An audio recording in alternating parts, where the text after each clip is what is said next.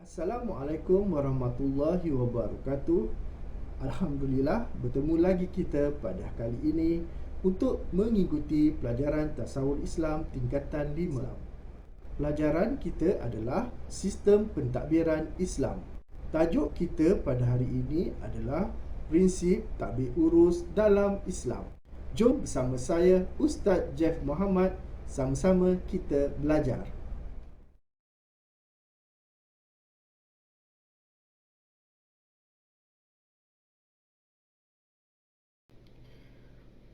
Prinsip ialah asas atau dasar yang menjadi pokok sesuatu pemikiran, tindakan atau pelaksanaan.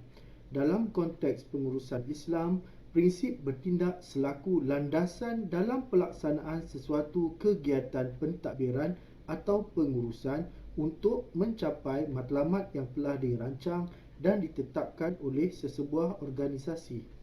Sekarang, mari kita lihat apakah prinsip-prinsip tadbir urus dalam Islam.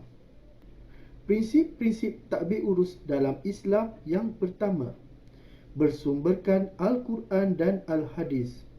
Sebagaimana yang kita maklum, sistem pentadbiran dan pengurusan Islam adalah lengkap dan sistematik di mana ia berpandukan Al-Quran dan Al-Hadis. Prinsip yang kedua adalah bermatlamatkan dunia dan akhirat. Prinsipnya amat jelas, penyusunan dan perancangan pentadbiran dan pengurusan yang teratur, pengawasan yang menyeluruh dan terperinci yang mempunyai asas yang kukuh untuk mendapat keredaan Allah Subhanahu Wa Taala dan tidak semata-mata untuk kebendaan dan keduniaan sahaja. Prinsip-prinsip tadbir urus dalam Islam yang ketiga adalah pentadbir sebagai pemegang amanah. Pentadbir memegang amanah sebagai khalifah Allah berperanan menegakkan kebenaran dan mencegah kemungkaran supaya pekerja, organisasi dan dirinya memperoleh al-falah, iaitu kejayaan. Prinsip-prinsip tadbir urus dalam Islam yang keempat adalah berasaskan keimanan kepada Allah Subhanahu Wa Taala. Ia bermaksud peranan ahli organisasi yang menjurus kepada sikap dan kelakuan ke arah berhubungan secara langsung dengan Allah Subhanahu Wa Taala untuk menjadikan diri sebagai seorang yang beriman dan beramal soleh. Prinsip-prinsip tadbir urus dalam Islam yang kelima adalah berteraskan nilai-nilai akhlak. Melalui nilai dan amalan akhlak yang baik, organisasi dapat mewujudkan suasana kerja yang harmoni antara pekerja dan pengurus, kaki tangan bawahan dan pihak atasan. Hubungan ini mampu untuk menghasilkan sikap reda dan tanggungjawab dalam melaksanakan kerja. Ia memberi kesan positif melalui kepuasan kerja dan komitmen kepada organisasi. Prinsip-prinsip tadbir urus dalam Islam yang keenam adalah urusan pentadbiran dijalankan berdasarkan konsep syura. Asyura merupakan salah satu elemen yang penting bagi mengambil kira segala keputusan dalam sesebuah organisasi. Tanpa syura, ianya akan mendatangkan tanda kezaliman. Khalifah Umar Al-Khattab pernah berkata, tidak ada kebaikan pada urusan yang diputuskan tanpa syura. Prinsip-prinsip tadbir urus dalam Islam yang ketujuh adalah mengamalkan konsep keadilan dalam pentadbiran. Keadilan sangat diperlukan dalam organisasi, bukan sahaja untuk kepentingan organisasi, malah untuk kepentingan masyarakat dan negara. Tanpa keadilan, masalah seperti penindasan, penyelewengan dan penyalahgunaan kuasa mungkin menjadi-jadi dalam organisasi. Di dalam pentadbiran dan pengurusan, Islam menganjurkan kepada satu kaedah pendekatan yang sesuai dan praktikal. Islam memberi garis panduan dan mengambil kira suasana dan budaya persekitaran. Seterusnya, mari kita lihat apakah ciri-ciri pentadbiran dan pengurusan Islam. Ciri-ciri pentadbiran dan pengurusan Islam. Yang pertama, bersumberkan Al-Quran dan Al-Hadis. Sebagaimana firman Allah yang bermaksud, hai orang-orang yang beriman, taatilah Allah dan taatilah Rasul dan ulil amri di antara kamu. Kemudian, jika kamu berlainan pendapat tentang sesuatu, maka kembalikanlah ia kepada Allah, iaitu Al-Quran, dan Rasul, iaitu sunnahnya, jika kamu benar-benar beriman kepada Allah dan hari kemudian. Yang demikian itu lebih utama bagimu dan lebih baik akibatnya. Ciri-ciri pentadbiran dan pengurusan Islam yang kedua adalah mengamalkan konsep syura dalam pentadbiran. Proses syura memberi peluang untuk mengemukakan pandangan secara bebas dan pada masa yang sama menghargai pihak lain untuk mencapai keputusan yang terbaik melalui penglibatan semua pihak dalam perkara yang berkaitan untuk kepentingan bersama.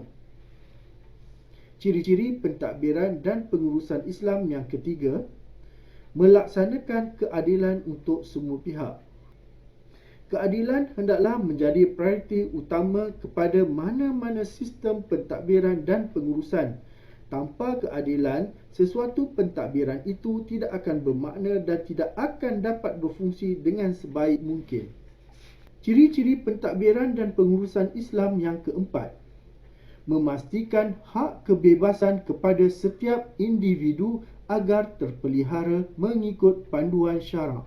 Seseorang individu itu diberi hak, peluang dan pilihan untuk beragama, berfikir, bersuara, mencari harta, menuntut ilmu, bergerak dan sebagainya mengikut batas-batas peraturan dan undang-undang organisasi yang dikuatkuasakan.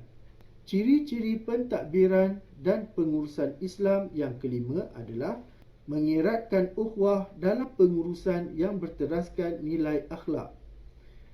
Ia bermaksud ikatan yang erat di antara pengurusan dengan pekerja, iaitu ahli organisasi. Ikatan itu ialah tingkah laku, nilai masyarakat dan perubahan masyarakat yang berasaskan akhlak mahmudah, iaitu akhlak yang baik. Ciri-ciri pentadbiran dan pengurusan Islam yang keenam adalah mematuhi dan menghormati peraturan dan undang-undang yang telah ditetapkan dalam sesebuah organisasi. Justru itu, para pentadbir atau pengurus adalah sama di sisi peraturan dan undang-undang. Mereka seharusnya diberi persamaan dari segi tanggungjawab terhadap undang-undang, tanggungjawab terhadap hukuman dan agihan dan penerimaan kemudahan-kemudahan yang ada. Etika tadbir urus Islam merujuk kepada panduan Islam bagi individu yang diberikan amanah untuk mentadbir dan mengurus sesebuah organisasi. Apabila setiap Muslim mempunyai penghayatan yang tinggi terhadap konsep etika, maka ia akan menjadi teras kejayaan pengurusan dan pentadbiran sesebuah organisasi, masyarakat atau negara. Mari kita lihat apakah etika tadbir urus Islam. Etika tadbir urus Islam yang pertama adalah integriti, iaitu menjalankan tugas dengan penuh tanggungjawab dan tidak menggunakan kedudukan untuk kepentingan sendiri. Etika tadbir urus Islam yang kedua, efektif, iaitu efisien dan konsisten dalam menghasilkan impak yang cemerlang. Ini adalah amat penting di dalam merancang masa depan organisasi, terutamanya di dalam situasi ekonomi yang tidak menentu pada masa kini. Etika tadbir urus Islam yang ketiga adalah amar makruf dan nahi munkar, iaitu membudayakan nilai murni dalam tadbir urus. Kerja-kerja amar makruf dan nahi munkar perlu dilakukan secara kolektif dan berterusan. Kebijaksanaan perlu dalam melaksanakan tanggungjawab ini. Ini adalah untuk mendapatkan keredaan Allah Subhanahu Wa Taala dan kejayaan di dunia dan di akhirat. Etika tadbir urus Islam yang keempat, sistematik, iaitu membuat perancangan dan pemantauan yang berterusan. Sebagai seorang pentadbir dan pengurus, perlu ada ciri-ciri yang baik untuk disayangi, dihormati oleh orang bawahan. Antara ciri-ciri pentadbir dan pengurus yang baik adalah: pertama, beriman, iaitu melaksanakan pentadbiran dengan penuh ketakwaan dan tanggungjawab. Kedua, amanah, iaitu menjalankan tanggungjawab dengan sebaik mungkin. Yang ketiga, berwawasan, iaitu pentadbir dan pengurus mempunyai perancangan untuk memajukan organisasi pentadbirannya. Yang keempat, ikhlas, iaitu pentadbir dan pengurus melakukan pekerjaan dengan tulus dan sepenuh hati. Yang kelima, positif. Pentadbir dan pengurus berfikiran terbuka terhadap perubahan, cadangan, teguran dan nasihat ke arah kebaikan. Keenam, inovatif. Pentadbir dan pengurus menjana idea baharu ke arah kemajuan. Yang ketujuh, dinamik, di mana pentadbir dan pengurus berupaya menyesuaikan diri dengan pelbagai situasi untuk melaksanakan pembaharuan. Seterusnya, ciri-ciri pentadbir dan pengurus yang baik adalah integriti, iaitu bersikap telus dalam melaksanakan tadbir urus sesebuah masyarakat dan negara.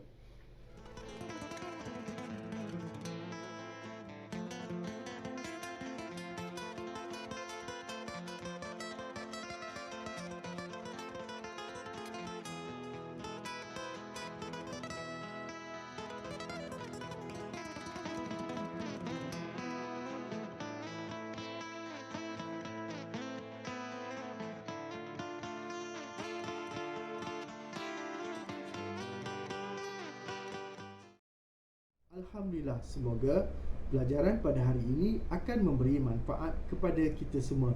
InsyaAllah kita jumpa lagi. Assalamualaikum warahmatullahi wabarakatuh.